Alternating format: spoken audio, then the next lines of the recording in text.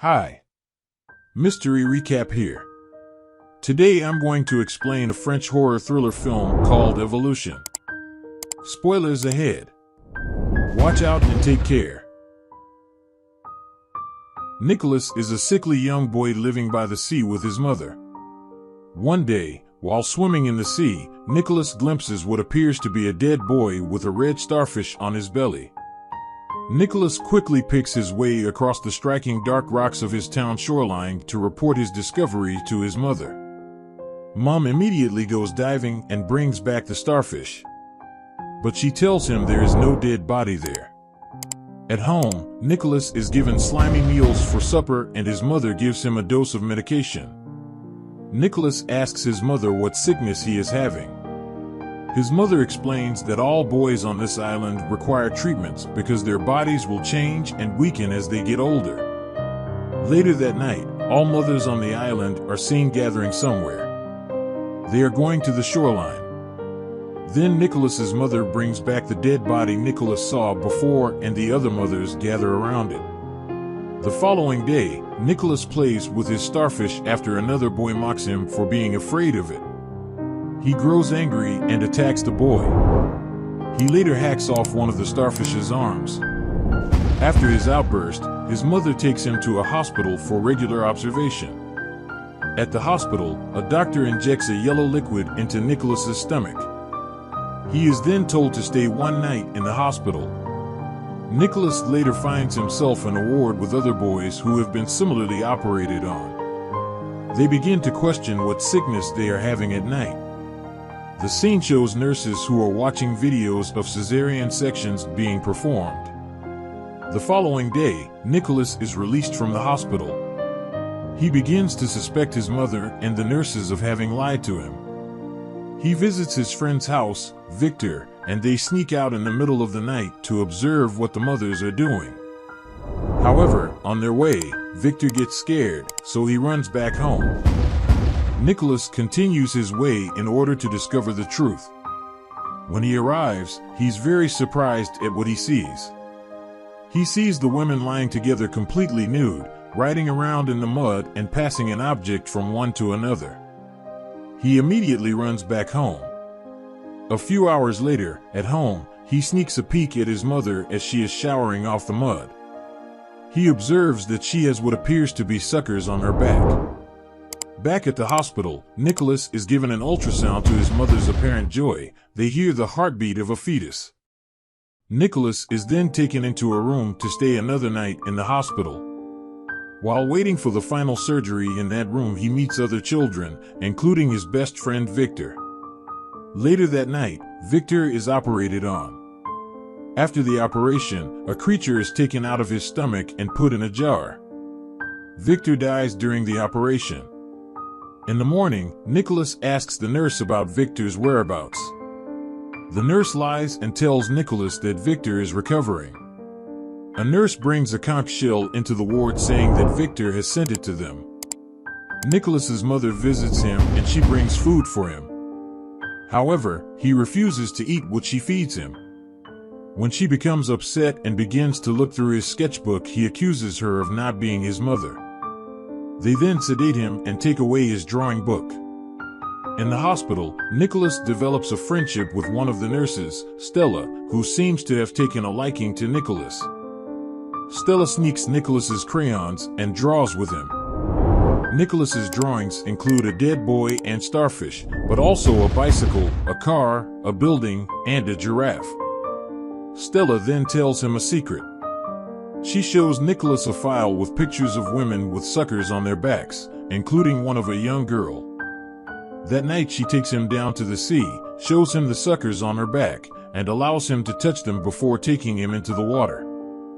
However, due to being in the water for too long, Nicholas passes out. Stella immediately revives him using CPR.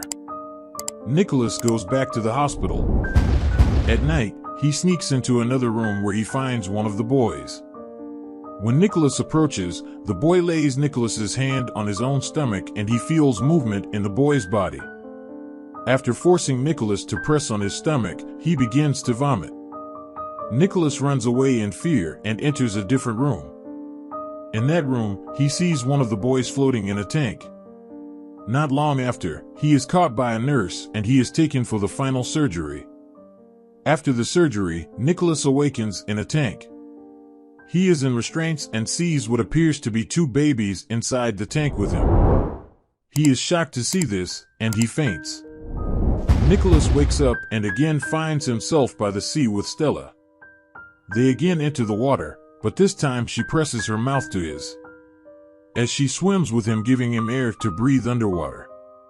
She pushes him to the surface and the two end up in a small rowboat floating away from the island. After making sure Nicholas has a drink of fresh water, Stella slips back into the sea, presumably to go back to the island. Nicholas stays on the boat and by nightfall finds himself approaching the harbor of a major city. And that's the ending of the movie. Now for the explanation. The story is happening in a place by the sea where we see a group of humanoids living their lives. This place, as you can see, is only young boys and female adults. No young girls or male adults, as shown later in the movie. The female adults have suckers on their backs indicating that they are humanoid water-based life forms. They breathe underwater too. These humanoids are the result of the evolution of the starfish. The only way this species can reproduce is asexual, as there are no adult men. It looks like the only way to make babies is by externally creating a zygote and placing them in the bellies of young boys. The bodies of these boys seem to be able to host the fetus up until one point. After that, the fetuses need to be surgically removed and grown externally. Sometimes, if the boy's body is able to survive, they place the boy in a tank where the fetus grows externally in the water while still connected to the boy. As we can see in the movie, Nicholas is being given medication every day. This is to prepare his body to host the fetus. When it is time, he is admitted and the zygote is injected into him. Other boys on the island are being given the same treatment. We can assume that all those young boys are stolen continuously from cities and taken to seaside places. In the movie, we can see Nicholas draws not only a dead boy in starfishes, but also a bicycle, a car, a building, and a giraffe. Nicholas is drawing these from memory as they cannot be found in the village.